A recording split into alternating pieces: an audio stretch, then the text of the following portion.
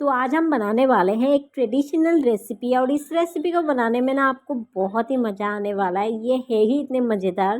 तो ये देखिए, ये तो एक ट्रेडिशनल वे में हाथ से मतलब उंगलियों से बनाया मैंने, और एक बहुत ही इजी जो तरीका है वो भी मैं आप लोगों के साथ शेयर करने वाली हूँ।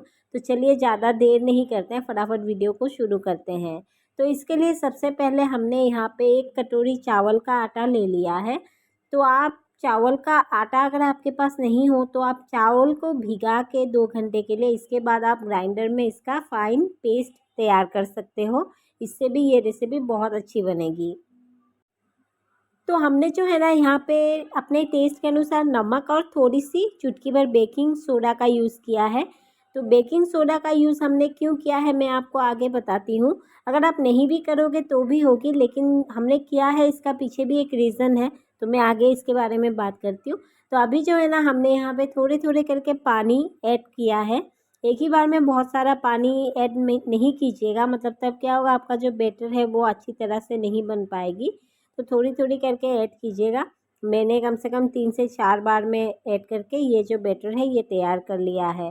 तो इसका जो कंसिस्टेंसी है ये आपने देखा, ये बहुत ज़्यादा मोटा भी नहीं है, बहुत ज़्यादा पतला भी नहीं है।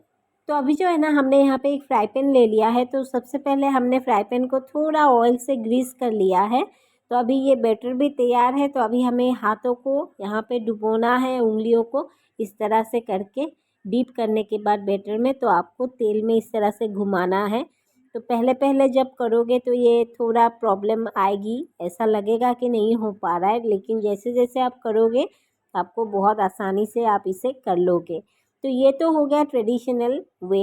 तो पहले के जो लोग थे इस तरह से मतलब बनाते थे, इस तरह से मेहनत करते थे। लेकिन टाइम के साथ साथ लोगों का दिमाग भी खुलने लगा है, तो नया नया आइडियाज़ भी दिमाग में आने लगे हैं। तो हमने भी इसका जो एक आइडिया है वो ट्राई किया है और बहुत सफल हुआ है। तो मैं आपको और एक इस तरह से हाथों से बना के दिखा रही हूँ। हाथों से बनाने में मैं भी इतना ज़्यादा परफेक्ट नहीं हूँ, क्योंकि मैं भी हमेशा मतलब ये जो नेक्स्ट टेक्निक है उसका ही यूज़ करती हूँ। लेकिन जिसका मतलब इसका हाथ बैठा हुआ है ना, वो बहुत अच्छी तरह से, बहुत सुंदर से, ऐसा लगता है कोई आर्ट कर रहा है, इतना अच्छा लगता है। आपको देखते रहोगे आप बैठ बैठ के, इतना सुंदर से बना लेते हैं। लेकिन हमसे इतना अच्छा नहीं हो पा रहा है। तो मुझे लगता है आप लोगों से भी थोड़ा प्रॉब्लम आएगी हाथों से, इसीलिए मैं इस पॉलीथीन से बनाऊंगी। और ये बहुत ही इजीली, मतलब अगर आप हाथों से अगर 10 बनाओगे ना 10 मिनट में, तो आप इसे मतलब 30 बना लोगे, इतना इजीली और इतना मज़ेदार बनेगी। तो एक पॉलीथीन लेना है, पॉलीथीन को हल्का सा छोटा एक कट लगा लीजिएगा और इस तरह से सेम प्रोसेस है। आपको ग्रीस कर लेना है ऑयल को। अगर आपके पास ऑयल ग्रीस करने का ब्रश है तो ब्रश से कीजिएगा, नहीं तो मैंने तो यहाँ पे क्या कर लिया है, एक कॉटन का कपड़ा को ऑयल में डुबो के हल्का से पोंछ दिया है। तो कढ़ाई भी साफ़ हो जाती है और अच्छे से बन जाती है। तो जैसे कि आप देख सकते हो ये वाली टेक्निक से ना ये कितना इजीली बन रही है, और सबसे अच्छी बात आपके जो हाथ है वो बार बार गंदे नहीं हो रहे। आपको बार बार हाथ को धोना नहीं पड़ रहा है। 10 मिनट के अंदर अंदर आप ढेर सारे तैयार 50-60 आप तैयार कर लोगे बहुत ही इजीली। और एक बात, आप जब इसे मतलब फ्राई पैन या तवे में बनाओगे तो इसे डालने के बाद आपको बहुत देर तक वेट नहीं करना है।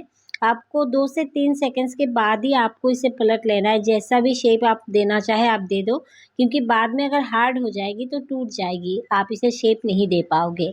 और इसे ना हमें कम से कम 1 से 2 दिन के लिए धूप में सुखाना है। ये आपके यहाँ के धूप धूप के ऊपर डिपेंड करता है कि धूप कैसा है। या तो 1 दिन में भी सूख सकता है या 2 से 3 दिन भी लग सकते हैं।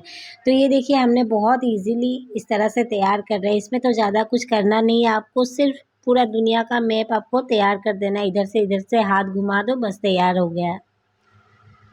तो इसी तरह से मैंने सारे जो है ना इसे तैयार कर लिए हैं। इसके बाद मैंने इसे कम से कम 2 दिन के लिए मैंने सुखाया है। 2 दिन में ये पूरी अच्छी तरह से सूख चुकी है, आप देख सकते हैं।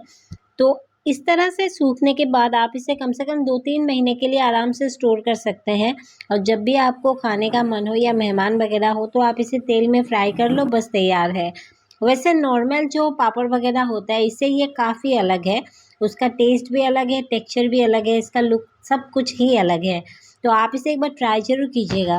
तो मैंने बिगिनिंग में जो कहा कि इसमें हमने बेकिंग सोडा क्यों यूज़ किया है, क्योंकि यहाँ पे ना बेकिंग सोडा का यूज़ से ये होता है कि अगर बुजुर्ग कोई ज़्यादा उम्र के लोग इसे खाना पसंद करते हैं ना, तो चाहते हैं अगर खाएं तो उनके मुंह में ना चुभे, क्योंकि ये हमने चावल के आटे से बनाया है। तो इसका खाने के बाद थोड़ा मुंह में चुभ सकता है, थोड़ा हार्ड होता है, क्रिस्पी होता है लेकिन उसका जो टेक्सचर है थोड़ा हार्ड लगता है। तो अगर आप बेकिंग सोडा दे दोगे तो ये थोड़ा सॉफ्ट होगी और कोई भी बहुत आराम से खा सकता है, जितना भी उम्रदार हो ना हो फिर भी। तो चलिए, अभी ये तो तैयार है, तो हमने इस तरह से फ्राई कर लिया है। बस मैं आपको आगे दिखाती हूँ कि ये कितना ज़्यादा क्रिस्पी है। जब हम इसे तेल में फ्राई करते हैं ना, इसका जो साइज़ है ये डबल ट्रिपल हो जाती है।